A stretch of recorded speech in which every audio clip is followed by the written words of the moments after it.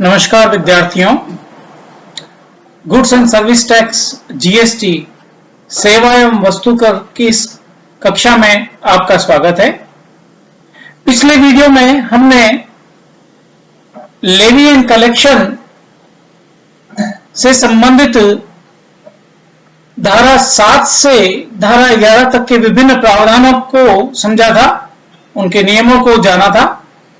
उसी क्रम में आज के इस वीडियो में हम कंपोजिशन स्कीम में टैक्स लायबिलिटी कैसे कंप्यूट करते हैं उसके संदर्भ में कुछ न्यूमेरिकल क्वेश्चंस उदाहरण लेके समझने का प्रयास करते हैं। अगर आपने अभी तक चैनल को सब्सक्राइब नहीं किया है तो आप इस चैनल को सब्सक्राइब कर दें, इससे आपको नए वीडियो का अपडेट समय पर मिलता रहेगा। कंपोजिशन स्कीम या सम्मिश्रण योजना आप जानते हैं, धारा 10 के तहत इसके विभिन्न प्रावधान दिए गए हैं, जिसमें एक व्यापारी निर्धारित शर्तों की पूर्ति करने पर चाहे तो सामान्य कर दर से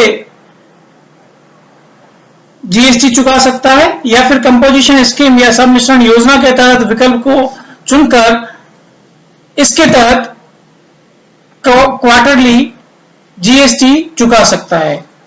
विभिन्न नियमों को उनका कैलकुलेशंस पे कैसे प्रभाव पड़ता है उसको समझने के लिए आज हम कुछ उदाहरण या व्यवहारिक प्रश्न ले रहे हैं और उनसे समझने का प्रयास करेंगे कि टैक्स लायबिलिटी कैसे कंप्यूट की जाती है और व्यापारी के लिए क्या स्थिति अच्छी होती है। प्रश्न है, जैसे एक फुटकर व्यापारी जो स्टॉक नहीं रखता है वित्त वर्ष 2019-20 में निम्न सूचनाएं प्रस्तुत करता है कि उसने माल का क्रय किया है 80 लाख रुपए का, जिसपे जीएसटी 5% की दर से लगता है। फिर विक्रय किया है जिसमें सभी करों को शामिल करके स्थिर मूल्य पर यह 90 लाख रुपए का विक्रय है प्लस जीएसटी 5%। जीएसटी अधिनियम के अनुसार लेखे रखने पर वे 1.5 लाख रुपए प्रति वर्ष होंगे। जो भी लेखे नियमित फॉर्म्स और लेखे वगैरह रखे जाते हैं उसका खर्चा है ये।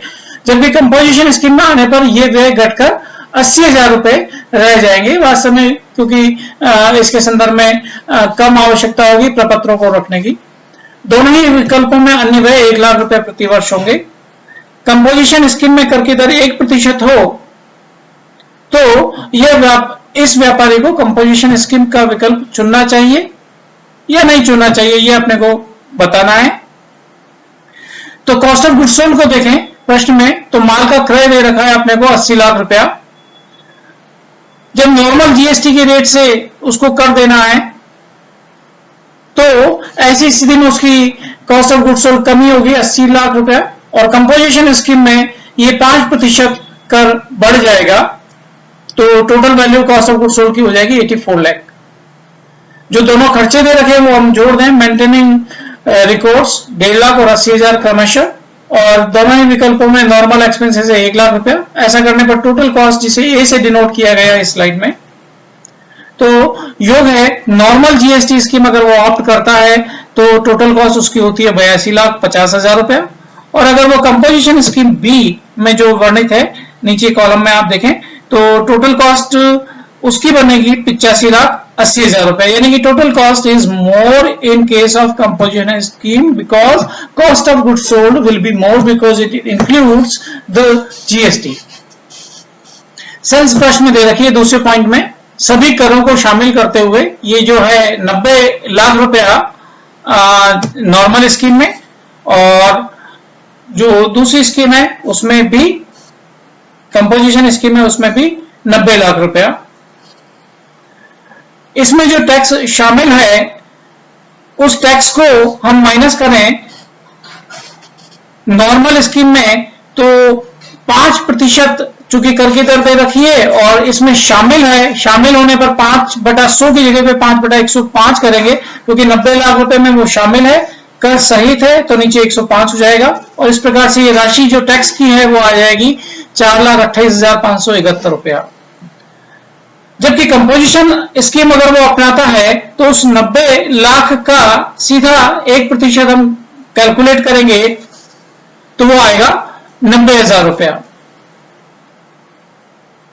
सेल्स नेट ऑफ टैक्सेस तो जो ऊपर सेल्स अभी 90 लाख रुपए थी उसमें से ये घटाएं 4,28,571, और इसी प्रकार से इधर सेल्स जो 90 लाख थी उसमें से घटाए 90,000, तो क्रमशः ये 85,71,429 इन case of normal GST scheme and 89,10,000 in case of composition scheme उसके सेल्स आती है।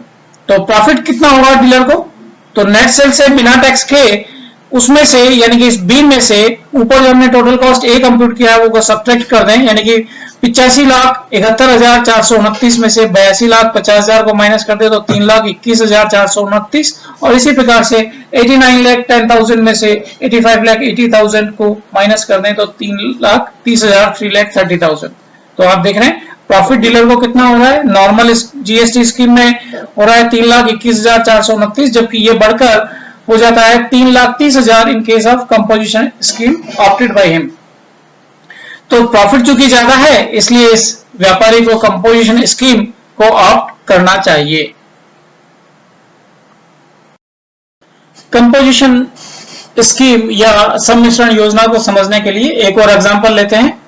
बीटा लिमिटेड राजस्थान में स्थान का प्रभाव पड़ता है जो टोटल टर्नओवर या एग्रीगेट टर्नओवर है उसके ऊपर। तो राजस्थान में व्यापार करने वाली व्यापारिक इकाई है वित्त वर्ष 2019-20 में विपरीत कर वाली आवक पूर्ति सहित पूर्ति का कुल मूल्य निम्नानुसार है, और उसके बाद में पूर्तियों का विवरण हमें दे रखा है। 4 प्रकार की पूर्तियां हैं। अंतर्राज्यीय पूर्ति है, सभी इंटरस्टेट पहले तीनों इंटरस्टेट पूर्तियां हैं। इंट्रास्टेट पूर्ति पंजीकृत व्यापारी को पहले पॉइंट में जिस पर विपरीत कर नहीं लगा है इसको हम बोलते हैं अंडर फॉरवर्ड चार्जेस। सप्लाई की है पूर्ति, मतलब सप्लाई की है उसने 70 लाख रुपए की।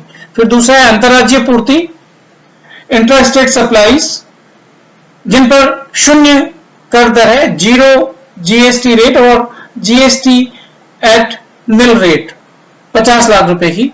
अंतर्राज्यीय पूर्ति फिर इंट्रास्टेट सप्लाईज हैं जो सीजीएसटी अधिनियम 2017 की धारा 11 के तहत कर मुक्त है। दीज आर एग्जेम्प्टेड गुड्स जिनकी सप्लाई की गई है 30 लाख रुपया। और ये चौथा जो है वो आवक पूर्ति का मूल्य है, इनवर्ड सप्लाई का वैल्यू है जिस पर विपरीत कर देय है payable under reverse tax 2 lakh रुपया। अपने को इसमें बताना है कि क्या बीटा लिमिटेड को कंपोजिशन स्कीम में लिया जा सकता है, वो आने योग्य है, कर की गणना भी करनी है। फिर दूसरा प्रश्न है कि अगर बीटा लिमिटेड एक होटल है या फिर एक निर्माता है तो अपने जवाब में क्या अंतर आएगा, और ये जो जवाब हमने पॉइंट नंबर 1 में दिया है उसमें क्या अंतर आएगा यदि वो व्यापारी राजस्थान का ना होकर उत्तराखंड का होता। तो इसको समझने के लिए सॉल्यूशंस हमने किया है, ये सामने आपके है। देखें, पहला पॉइंट है सप्लाई से जो इंट्रास्टेट है, मेड अंडर फॉरवर्ड चार्जेस है, यानी कि जिस ऐसे पंजीकृत व्यापारी को पूर्ति की गई है जिस पर विपरीत कर नहीं लगता है, तो ये 70 लाख रुपया उसके कर योग्य आवर्त में शामिल हो जाएगा, टैक्सेबल टर्नओवर में शामिल हो जाएगा। इसी प्रकार point number 2, supplies intrastate made with which are chargeable to GST under nil rate, चाहे शून्य दर से हो चाहे कर मुक्त हो। एक बार समस्त सप्लाईज जो हैं पूर्तियां हैं वो शामिल की जाती हैं एग्रीगेट टर्नओवर में, तो 50 लाख रुपए ये भी शामिल हो गया।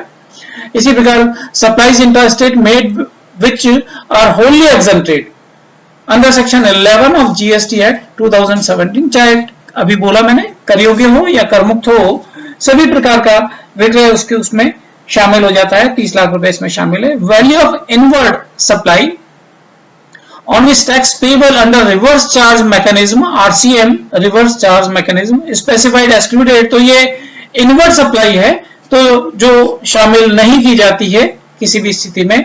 तो एग्रीगेट टर्नओवर हो गया उसका कुल मिला के 1.5 करोड़ रुपया, और चूंकि ये 1.5 करोड़ रुपए तक होने पर ही कंपोजिशन स्कीम लागू होती है, तो ये जो व्यापारी है बीटा लिमिटेड ये कंपोजिशन स्कीम को चुन सकता है, वो इसके योग्य है।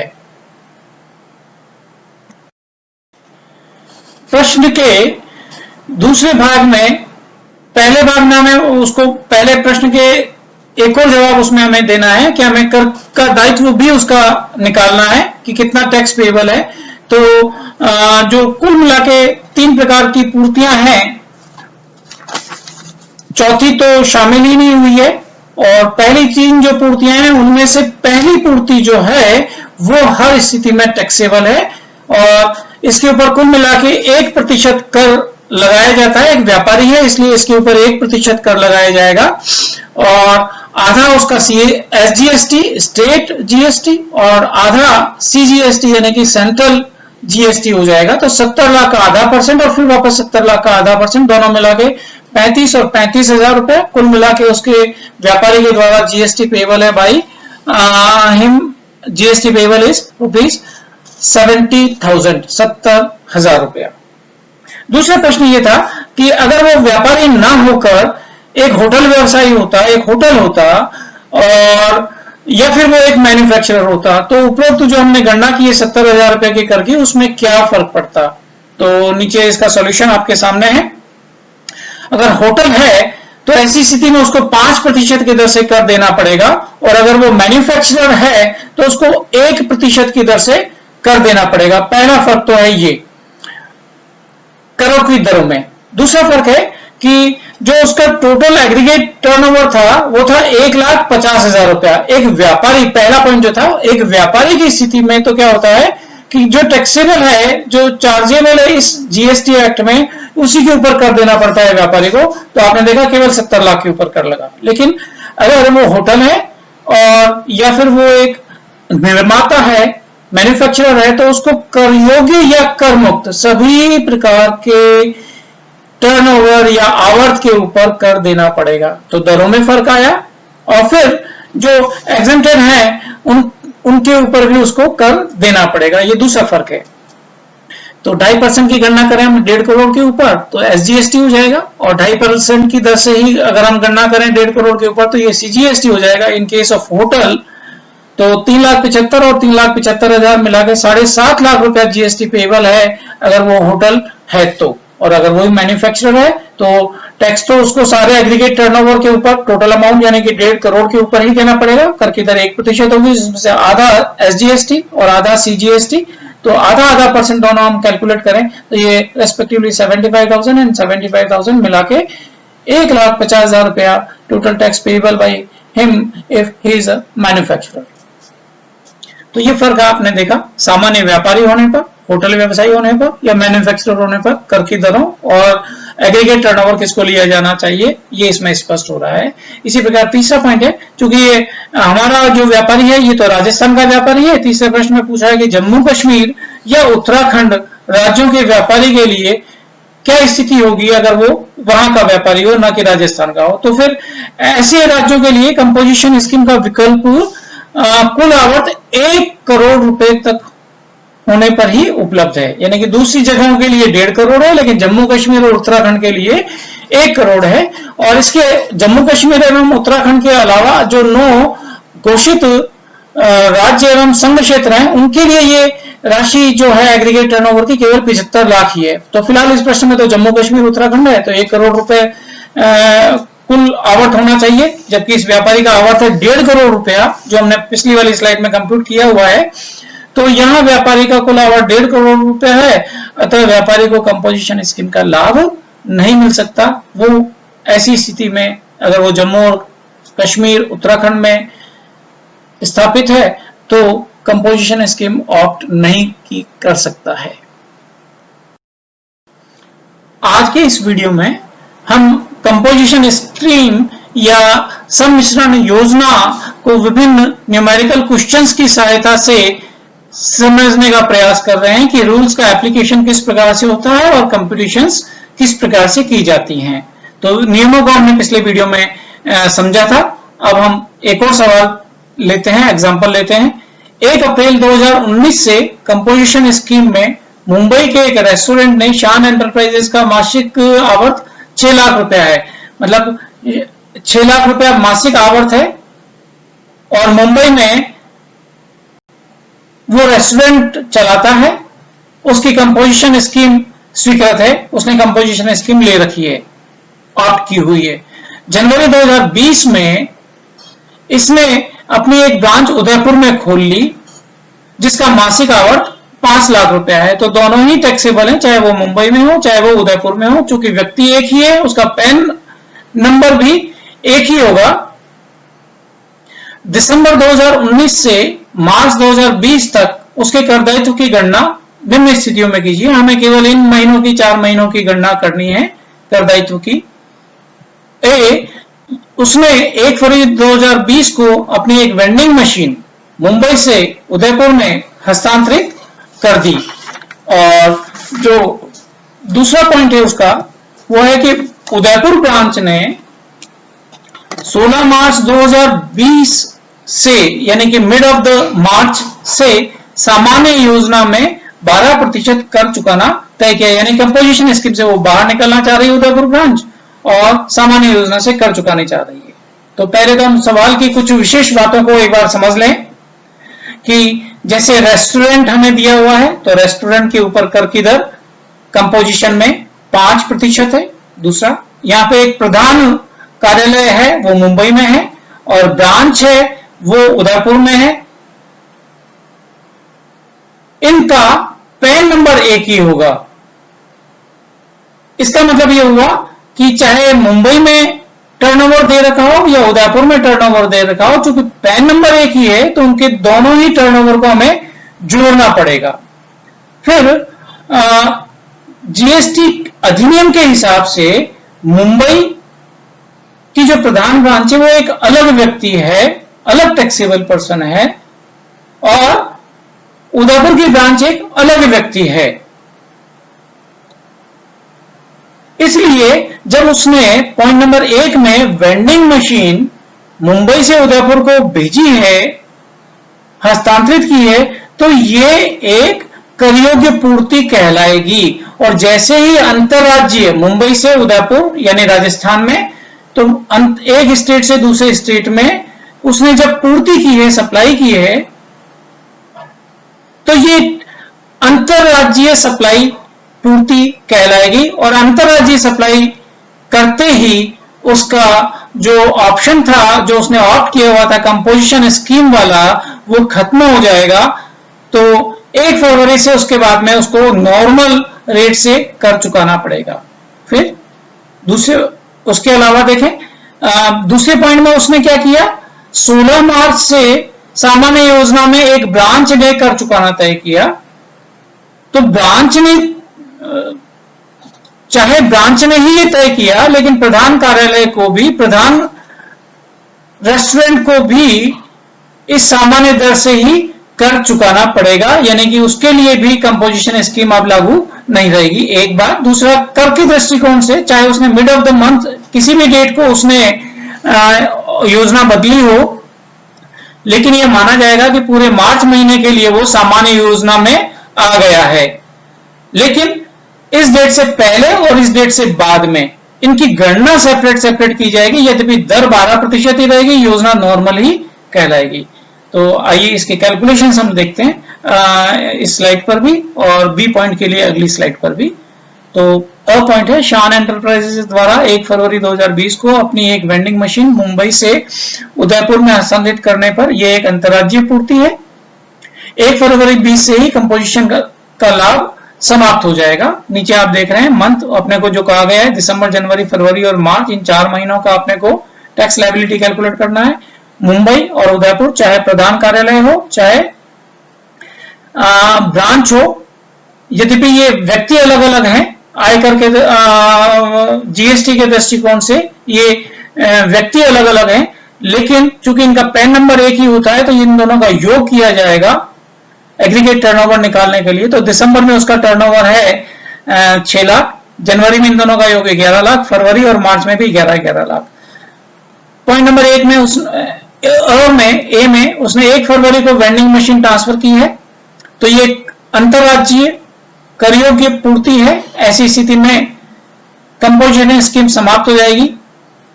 तो फरवरी और मार्च में उसको नॉर्मल रेट ऑफ टैक्स से कर देना पड़ेगा, और दिसंबर और जनवरी में आप देख रहे हैं कंपोजिशन स्कीम उसके ऊपर लागू रहेगी। कंपोजिशन स्कीम में रेस्टोरेंट के ऊपर 5% की दर निर्धारित है और नॉर्मल रेट अपने को प्रश्न में रखी है 12%। कंप्यूटेशन अगर हम करेंगे तो ये क्रमशः 6 लाख का 5% 30,000, टोटल या एग्रीगेट टर्नओवर जो हुआ 11 लाख, उसका है 5% 55,000, 11 लाख। फिर अगली लाइन में फरवरी का उस पर 12% 1,32,000, और मार्च में भी 11 लाख का 12% 1,32,000, कुल मिला के उसका टैक्स लाइबिलिटी उसकी बनती है 3,49,000 रुपीज। प्रश्न में दूसरा पॉइंट है कि उसने 16 मार्च से जो ब्रांच थी उसने 12% सामान्य दर से कर चुकाना तय किया, तो पूरे मार्च के लिए ही सामान्य दर ही लागू हो जाएगी, एक बात। और दूसरी बात कि चाहे ब्रांच ने तय किया, चूंकि पैन नंबर एक ही है, इसलिए प्रधान के ऊपर भी इसी प्रकार का नियम लागू होगा, यानी कि प्रधान को भी 12% की दर से ही कर चुकाना पड़ेगा पूरे मार्च महीने में। कैलकुलेशन आपके सामने, पहले 3 महीने दिसंबर, जनवरी और फरवरी, इनकी कैलकुलेशन उसी प्रकार से हो जाएगी। ध्यान रहे कि ये हमारा पॉइंट नंबर बी है, इसलिए फरवरी में यहां पर कंपोजिशन स्कीम लागू रहेगी, 5% की दर से ही गणना की जाएगी। फिर अगला 4th और 5th लाइन में आप देख रहे हैं कि 1 से 15 मार्च की गणना अलग की गई है और 16 से 31 मार्च की गणना अलग से की गई है। यद्यपि कर की दर एक ही है, लेकिन गणना अलग अलग करनी पड़ेगी दिनों को ध्यान में रखते हुए। तो 6 लाख का जो आवर्त है वो मार्च महीने में 31 दिन होते हैं, और 1 से 15 मतलब 15 दिन का, तो 6 लाख का मल्टीप्लाई करें 15/31 से, तो 2,90,323 रुपीज। इसी प्रकार से शेष जो दिन बचे हैं वो 16 दिन बचे 31 में से, तो 16/31 से मल्टीप्लाई करें 6 लाख को, तो 3,09,677। ठीक इसी प्रकार से जो उदयपुर की ब्रांच है उसके लिए भी कैलकुलेशन की जाएगी। 15/31 से गुणा करें 5 लाख को और 16/31 से गुणा करें 5 लाख को, तो ये क्रमशः 2,41,936 और 2,58,064 रुपया बनता है। तो मुंबई और उदयपुर ब्रांच दोनों का जो टर्नओवर है सेकंड और थर्ड कॉलम में आप देख रहे हैं, उसका योग कर लें, टोटल टर्नओवर आ जाएगा ये। और इस टोटल टर्नओवर के ऊपर दिसंबर, जनवरी, फरवरी, इन पांचों लाइन में जो दर आपको दर्शा रखी है आगे, रेट ऑफ टैक्स, इससे मल्टीप्लाई कर लें। पहले 3 महीनों में वो कंपोजिशन स्कीम में, और मार्च महीने के जो 2 हिस्से आपको दिख रहे हैं उसमें वो नॉर्मल स्कीम में है, जिसपे सामान्य कर दर 12% से उसको कर देना है। तो टोटल टर्नओवर से इसको मल्टीप्लाई करें, तो ये रेस्पेक्टिवली दिसंबर, जनवरी, फरवरी के अमाउंट में बोल रहा हूँ, 5% अप्लाई करने पर 30,000, 55,000 और 55,000। उसके बाद में मार्च के जो 2 हिस्से उनमें नॉर्मल रेट से क्रमशः 5,32,259 और 5,67,741 के ऊपर 12% अप्लाई करें, तो 63,871 और 68,129, कुल मिला के उसकी जो टैक्स लायबिलिटी इन सब का योग कर ले तो इन 4 महीनों की बनती है 2,72,000 रुपया।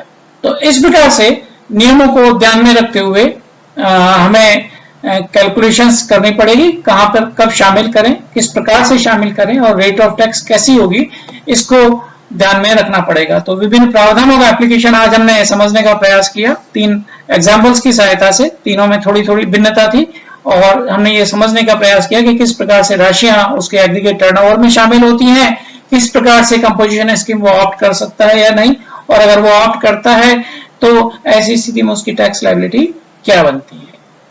धन्यवाद।